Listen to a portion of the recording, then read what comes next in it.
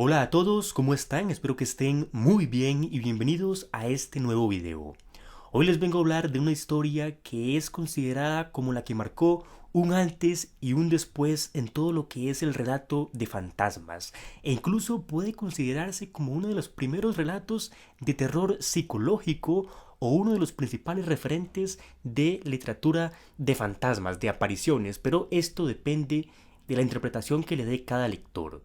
Me refiero a Otra vuelta de tuerca del escritor estadounidense y luego británico Henry James. Debo admitir que esta edición no me gusta para nada, me parece horrible, sobre todo por la portada. Miren que parece, no sé si aquí se nota bien, pero aquí en físico parece que el candelabro está simplemente puesto encima de esta imagen y la ventana está puesta encima de esas dos, pero parece que estuviera hecho en Paint, porque se ve bastante mal, la verdad, no me gusta. Pero bueno, eso no es lo que importa. Comencemos a hablar acerca del argumento de esta novela. La historia comienza con unos cuantos personajes hablando frente al fuego, charlando, contando historias, y de repente uno de ellos menciona que tiene una historia que es bastante terrorífica y que incluso tiene un manuscrito que fue hecho por la misma protagonista de esa historia, por la que vivió todo eso en carne propia. Entonces, uno de esos días, él comienza a leer el manuscrito y ahí nos sumerge de lleno en toda la historia principal de este libro, que trata acerca de una institutriz que comienza a trabajar en una antigua mansión cuidando a dos niños huérfanos. Esa mansión pertenece al tío de esos niños, el cual nunca está ahí, él vive en otra parte, y en la mansión solamente están los criados, por ejemplo, la ama de llaves, y ahora esta institutriz, que es la que se encargará de todo lo que aquí pase. Y el propietario de esta mansión le advierte una cosa a esta mujer en la entrevista de trabajo. Antes de contratarla, él le advierte que todo lo que pase, todos los problemas que haya, él no quiere saber ni una sola palabra. Todo lo que suceda, ella debe resolverlo por su propia cuenta. A partir de ahora, será ella quien tome el mando de ese lugar.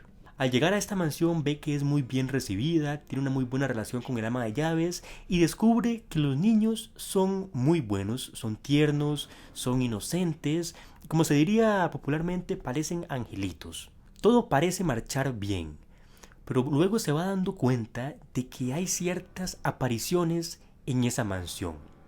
Hay como dos seres que descubre que se acercan a los niños, los visitan cada cierto tiempo. Ahí descubrirá que todo lo que en un principio parecía bastante bueno podría no ser de esa manera. Podría haber algún secreto, algún misterio oscuro que se esconde entre las paredes de ese lugar. Y bueno, ese es el argumento principal de esta historia.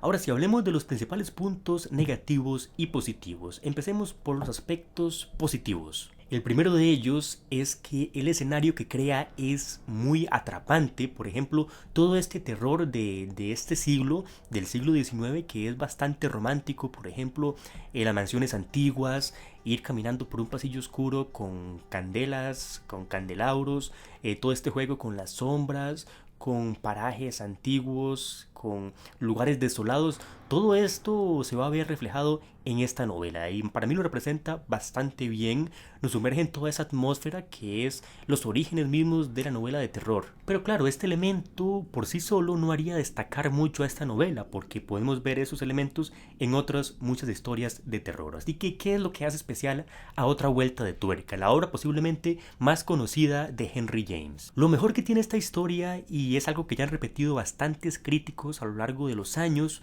es la ambigüedad que posee. Es la primera novela, o al menos la primera que se conoce y que tuvo algún impacto de verdad, que presenta este tipo de ambigüedades. Principalmente porque toda la historia, a excepción del puro principio, es narrada desde el punto de vista de la institutriz. Todo lo que sucede es lo que ella ve, lo que ella oye y lo que ella siente. En ningún momento hay alguna parte en donde podamos ver algo un poco más general, algo de lo que están pensando los niños, o el ama de llaves, o algo que no vea la institutriz. No, todo es del punto de vista de ella. Entonces, estamos limitados a ese punto de vista. Y depende de nosotros en confiar o desconfiar de lo que cuenta, porque si tenemos solo una cara de la moneda, no podemos estar seguros de si lo que dice es cierto o si se habrá inventado algo, si habrá exagerado un poco, si le habrá parecido, si habrán jugado con ella los sentidos. No sabemos nada de eso. Y algo bastante curioso es que ni el propio Henry James sabe qué es lo que transmite al final la historia, cuál es la realidad oculta tras lo que él puso en estas páginas. Y esto, como él menciona, el desarrollo de la historia superó a lo que él tenía planeado originalmente. Entonces como que la historia se le fue yendo un poco de las manos y al final terminó de otra manera que él jamás hubiera pensado. O al menos esa es la sensación que Henry James quiere que sintamos. Eso de que no hay una verdad objetiva acerca de lo que sucede. Y algo bastante curioso que debo destacar es que, al menos en mi caso, se siente que al terminar de leer el libro, la experiencia de la lectura no está completa. Y no es porque la historia quede abierta, porque ahí terminan los hechos, sino que no se siente como si ya hubiera acabado todo. Hay que leerlo una segunda vez para de verdad poder haber dicho he leído este libro. Y así es como se siente. Hasta no leerlo de nuevo, hasta no verlo desde otro punto de vista, hasta no repasar todo lo que sucede, hacer un pequeño análisis, no sentimos que hayamos leído este libro. Y retomando lo que dije antes, esta ambigüedad que hay puede hacer que la historia sea considerada un relato de fantasmas o una historia de terror psicológico, porque todas las apariciones que hay pueden no ser ciertas. Y otro punto a su favor, y en general a todas las historias de Henry James que tienen este tipo de temáticas como de fantasmas, y es que me gusta mucho la manera en la que este escritor plantea los fantasmas, las apariciones. No es simplemente un ser que se aparece en cierto lugar y ya está, sino que cada aparición tiene una especial relación con el personaje protagonista. Puede incluso que esa aparición no sea real, que aún así influye demasiado en la vida de los personajes. Por ejemplo, hace tiempo en este canal hablaba sobre el relato de este mismo escritor llamado Maud Evelyn, que también plantea este tipo de dinámica entre el fantasma y el protagonista, que me parece muy fascinante. Otro punto positivo es que sí logra generar, al menos en algunos momentos, el sentimiento de terror, al menos algún escalofrío sí que lo logra en varias partes de la historia. Otro punto que me gusta bastante es que el terror del que les hablo es muy sutil.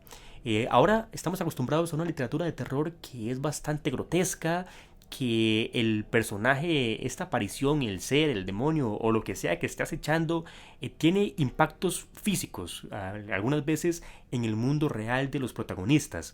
En cambio, en este caso es muy sutil, como les digo. Y otro aspecto que debo destacar es que al final todo lo que sucede oculta un gran vacío, porque por más que se analice, por más que el libro se relea y se estudie, se hagan teorías, realmente nunca sabremos si esas teorías son acertadas o si no lo son.